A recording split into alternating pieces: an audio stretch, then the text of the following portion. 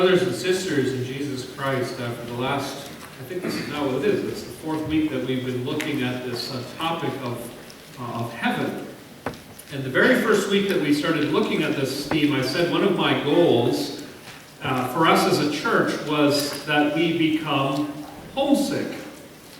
That we look forward with greater anticipation and greater enthusiasm to the joy that awaits us in heaven. And so as we've talked about the hope of renewed bodies and the hope of a renewed creation, the hope of renewed relationships, we've been looking forward, and I hope that this has kindled some of that longing for you, that awaiting, that expectation of Jesus to return and to begin heaven, to begin eternity that we will enjoy with Him. Maybe it's brought up some questions in your mind. Maybe it's raised maybe curiosity or things that you hadn't ever thought of before. All good things, but more than anything, I hope it's made you homesick. Homesick for your heart's true home. Now this morning we're looking at the last theme, or the last major thing. It's certainly not the last thing the Bible says about heaven, but it's the last thing that we will be focusing on during this Advent season. And that is the hope of a renewed purpose. Has to do with the hope and the certainty that Jesus Christ, as King, will rule over eternity, or will rule for eternity over all heaven and all earth. And this sounds straightforward, but I think as we dig into it, you'll see there's both a warning here and a comfort. The idea that Jesus Christ is going to rule for eternity is a warning and a comfort at the same time. Two things at once. And you're thinking, how can that be? How can something be both a warning and a comfort? Well, the book of Daniel shows that to us. Now, the book of Daniel, which we've read from, of course, this morning, talks to us. It's really a book that was addressed to the Israelites when they were in exile.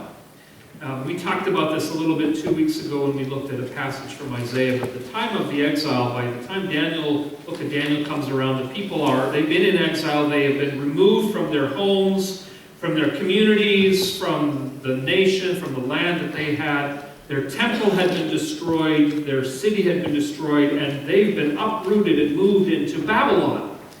And they're in captivity there. You have to imagine what that's like. They're surrounded by people who had very different values, different beliefs, different religion.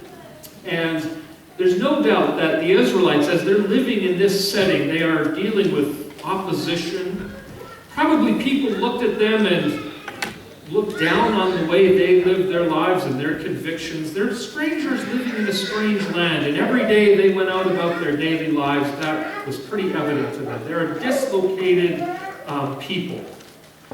So the book of Daniel is written to people who are strangers in a strange land. There's a lot of uncertainty about who's in charge here. The Israelites are wondering, is God still in control? He's allowed us to lose our land and our homes and our families and our temple. Does God still care about us? Is God still watching over us even though we're in exile? And for a lot of people, the fear was that, no, God has forgotten about us. So the book of Daniel speaks to people in that situation.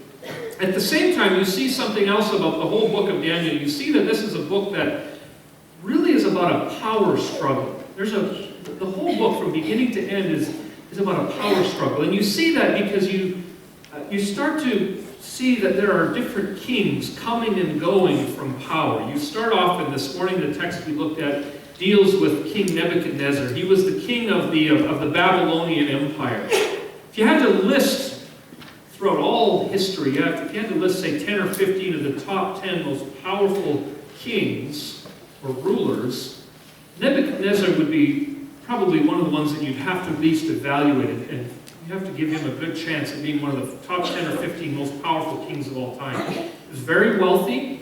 He was very militarily, is that a word, militarily? Anyway, savvy, very crafty, very powerful. He conquered great empires, was a very powerful, very influential king. You read a little bit further and you read that Nebuchadnezzar dies. His son comes to power, Belshazzar. This was a king that he was all about pleasure and living for the moment, partying, right? He doesn't last long in power, and then the Persian Empire invades and kills Belshazzar. Now it's the Persian Empire with King Darius who's in charge. Darius is in charge for quite some time. Near the end of the book of Daniel, you find a fourth king, King Cyrus, who is also of Persia. So the bottom line is this. You have empires rising and falling. You have kings coming to power and then losing power. You have kings fighting and warring and going to battle against each other. And all of that creates a sense of instability. That creates a sense of, we don't really know what's going to happen next. We don't know who's going to be in power. We don't know. Globally, there's just a lot of insecurity and instability and jockeying for power and influence. Daniel, the book also shows us that it wasn't that kingdoms and power are not just political or global entities, but also very personal entities and personal phenomena as well. Let me explain what I mean by that. Each of the kings in the book of Daniel deals with a personal power struggle of sorts. Just as an example, Nebuchadnezzar, since he's the king that we're dealing with this morning, Nebuchadnezzar is a king who shortly, in fact, it's in chapter 3, immediately after our text, Nebuchadnezzar goes out and sets up a statue of himself that is made of pure gold, and he demands that everyone in the kingdom bow down and worship this statue of himself. Now, what kind of an ego do you need to do that? I mean, imagine the way this man, he's setting himself up as a god. He's setting himself up as someone worthy to be worshipped. All the other kings do something similar. We don't have time to dig into that this morning, but the point is this. Not only do you have a power struggle on the global scale, but on the personal scale as well. You have kings setting themselves up to be worshipped. You have kings vying for power and influence and status in the world. That's the setting that this book is, that the book of Daniel is written to. This power struggle, this hunger for influence and control, personally and politically. And into all of this, we find that King Nebuchadnezzar has a dream. And this dream was so disturbing and so troubling to him that, number one, he couldn't sleep for a long time after that, but number two, he goes to his magicians and his servants and his whoever else is dream interpreting, and he said, if you can't tell me the meaning of this dream, you're going to all be killed. Again, power struggle, you get that. But also, just imagine what kind of a dream this must have been. I mean, it was not like he had some spicy chicken before bed and then just had a bizarre dream. This was something that scarred his soul, and he can't get it out of his mind, and he knows God is trying to tell him something, but what? So finally Daniel speaks up and says, hey, don't kill anybody. I can tell you this dream because God will give me the interpretation.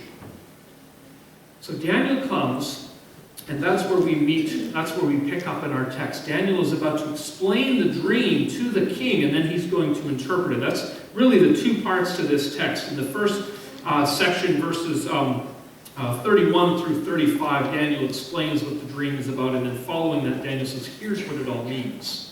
So what is the dream? Well, in a nutshell, you look at it and you wonder, what's the big deal about all of this? You have a statue that is really, if you have one of those dream bubbles, from the cartoons, if you have a dream bubble above his head, this statue fills the whole dream bubble. This statue is enormous and it's impressive. At the top, you have pure gold. The head of the statue is pure gold. And then the shoulders and the torso is made out of silver, which is also pretty impressive. And then you have bronze, and then at the bottom you have iron, and then iron and clay mixed together. So this statue is impressive, and Daniel says, here's the dream. You're dreaming of this statue. But that's not all. As the statue is there consuming the whole dream, this stone. And Daniel's telling this dream. He says, this is a stone not carved out by human hands, which really suggests that it was carved out by God's hands. This stone is carved out, and you get the sense that at first it's not a very big stone, maybe like a rock you could just fit in your hands or you could pick up. And this rock moves until it I suppose, strikes the bottom of the statue and shatters the feet, which brings the whole statue down, and then it pulverizes the entire statue. Gold, silver, bronze, iron. It's pulverized. It's turned to absolute dust. And a wind picks up and just blows the whole thing away. Just imagine that for a moment. What kind of a rock is this that is able to turn gold just to dust that just blows away? Or stone or iron. I mean, how powerful is this rock that just pulverizes this? And Daniel turns to the king and he says, I'm going to explain to you what this means. Here's what this means. Here's the warning. The warning, Daniel explains, the warning is that God's kingdom is going to overtake you. Let's unpack that a little bit. The statue itself represents 4 kingdoms, 4 earthly governments. And Daniel begins by really appealing to the king's own sense of power and importance. He says, Nebuchadnezzar, you are the gold head. Your kingdom is impressive. People look at you, they admire your power, they admire your wealth, they admire your influence. You, O king, are a great and powerful king. You are the gold head of this statue.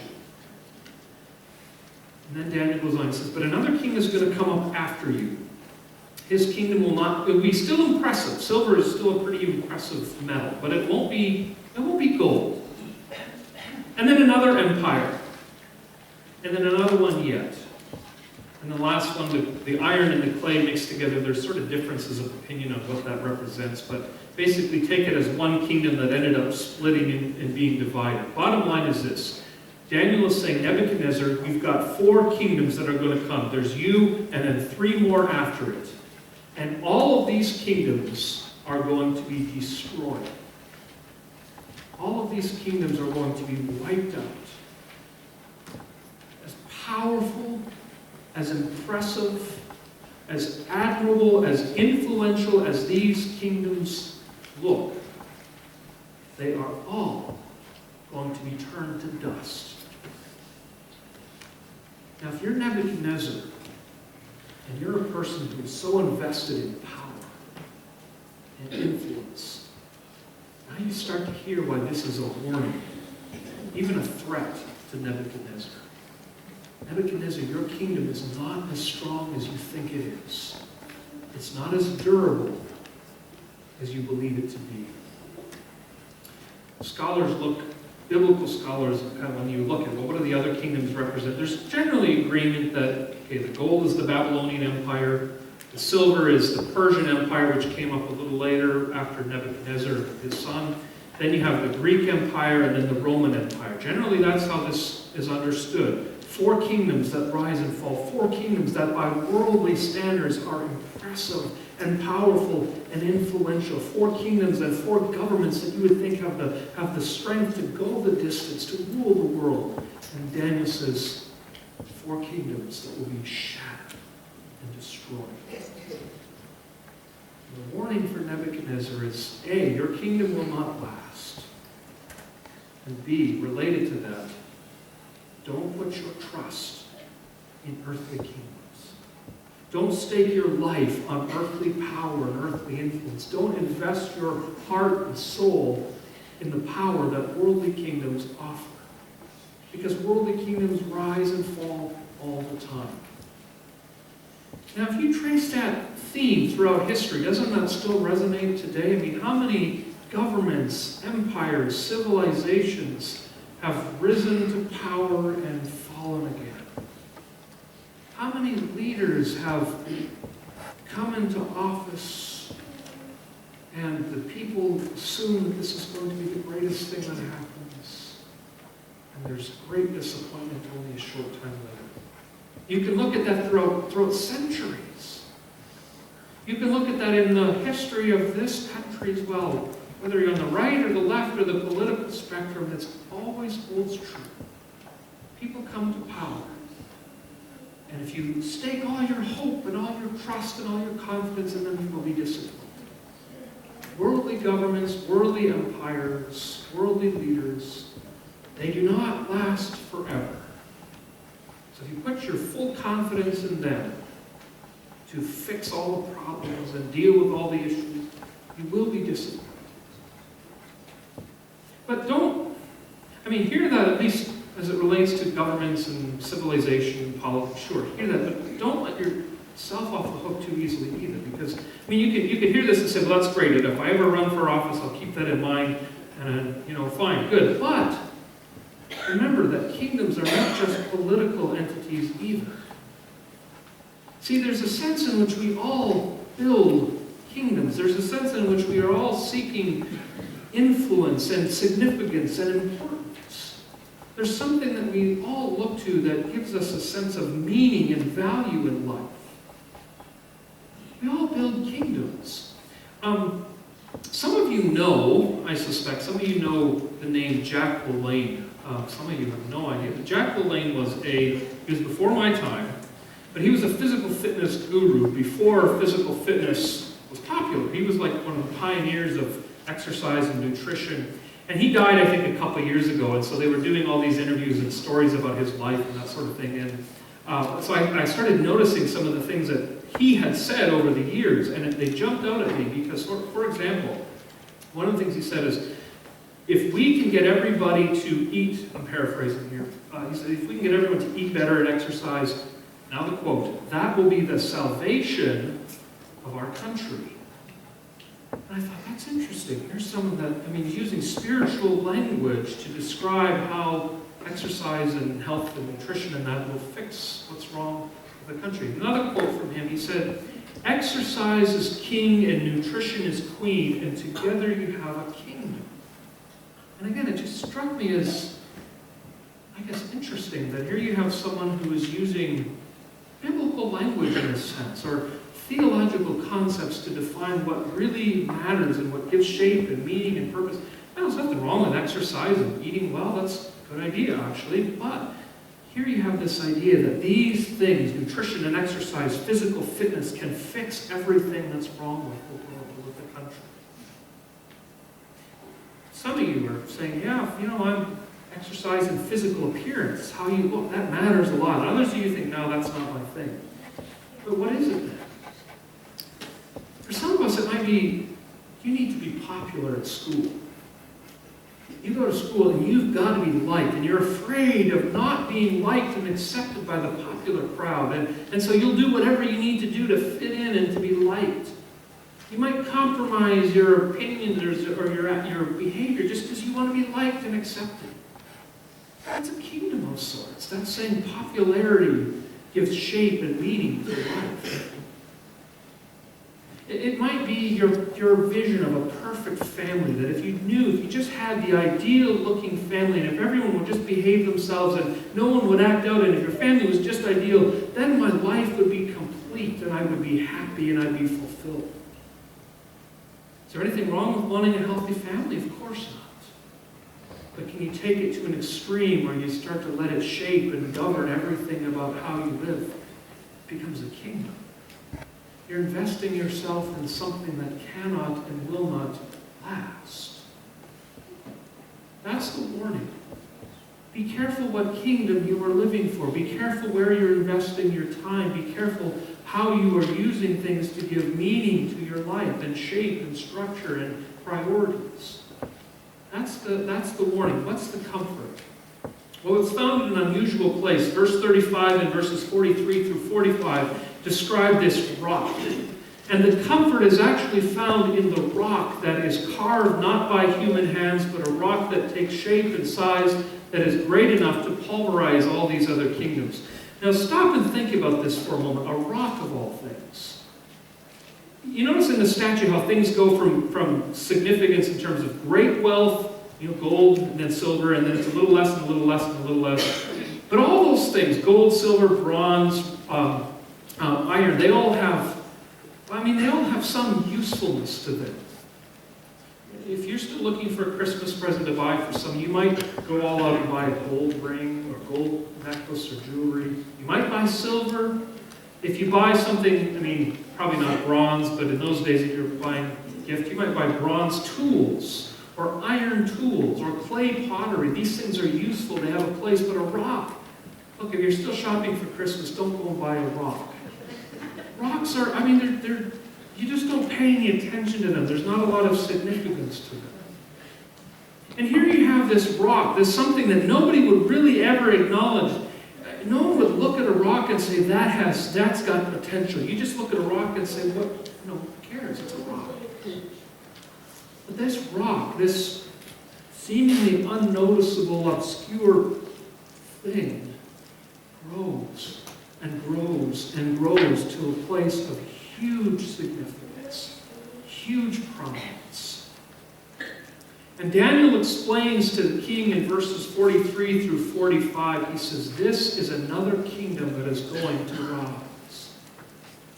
This is a kingdom that is going to rise to power, and God himself, not human hands, will establish this kingdom, and it will rule for eternity. God is setting up a kingdom that is going to last and is going to govern and rule over every square inch of the universe. And as Daniel says, it will last forever and ever. This is not a temporary kingdom. It's not a frail or feeble kingdom. This is an eternal kingdom that will last for all time. Remember how I said that the Israelites, when they first heard these words, they're in exile. Strangers in a strange land, wondering what God is up to, thinking to themselves, God may have forgotten about us. God may not care about us. We're out of the land. We're away from the temple. God doesn't realize we're even here. To which Daniel says, no. God is still sovereign. His purposes are still being worked out. His plan has not been cast to the wayside. God is still in control. It may not seem like it now. It may seem like God's kingdom is just a pebble by the side of the road, but God's kingdom will grow and it will rule forever and ever. That was a comfort to God's people. That was meant to reassure them that God is still in control. Now we see how all of this unfolds some 400 or 500 years after Daniel had this vision. It begins to unfold in the most obscure ways. A little town of Bethlehem, a little cattle shed out back, unnoticeable woman and her fiancé give birth to a baby, and barely the world takes note. A kingdom was born. A kingdom was being established. And Jesus grows. 33 years he's on earth ministering and teaching and working. And he's largely rejected. He's seen as a fanatic. He's seen as someone who's irreligious. He's seen as someone that does not have that gravitas that you might expect from a king. The wealth, the power, the influence. He doesn't have any of that. And in the end, he's crucified. He's hung up on the cross.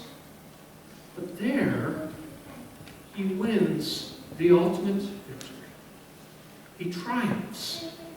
He establishes his kingdom by defeating the powers of sin and death, the powers that hold so many captive. His kingdom was firmly established at that moment. The stone that the builders had rejected becomes the capstone. Now, all of this, and you're thinking, well, this is supposed to be a series on heaven. Where does heaven fit into all of this?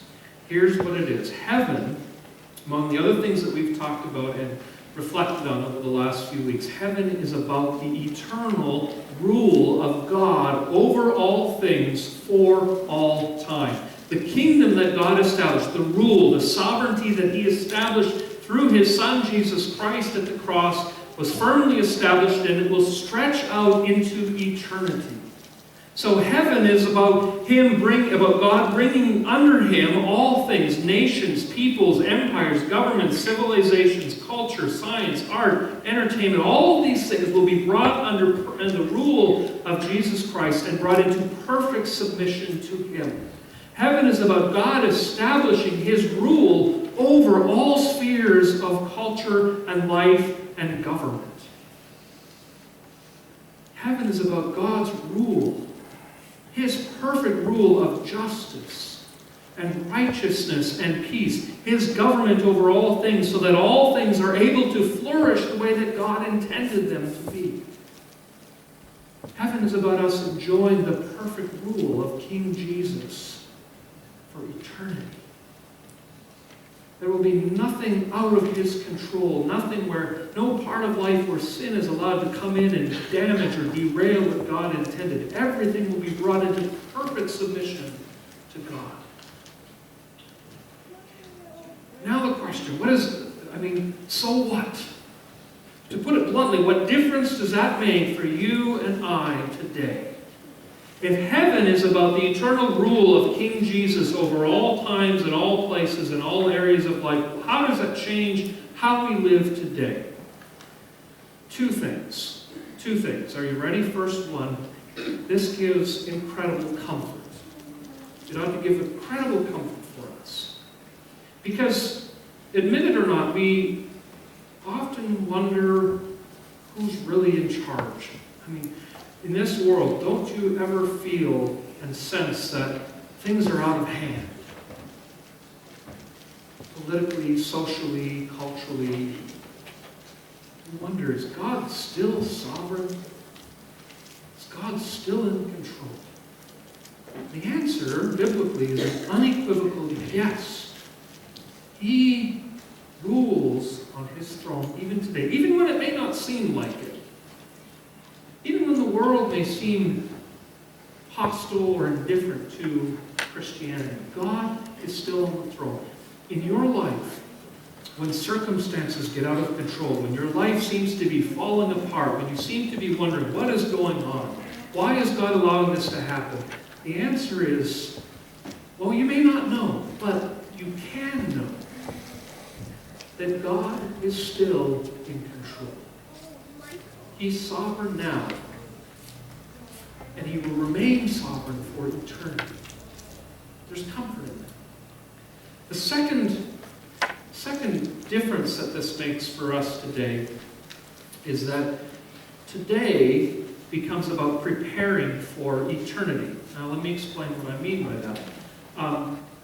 Jesus is going to rule for all eternity, but He has seen fit to appoint us, even in heaven, to rule with Him. We, in heaven, part of our purpose will be about exercising dominion and leadership and ruling over creation on behalf of and under the authority of Christ. In other words, you and I will be called to exercise leadership in heaven, and authority and dominion in heaven.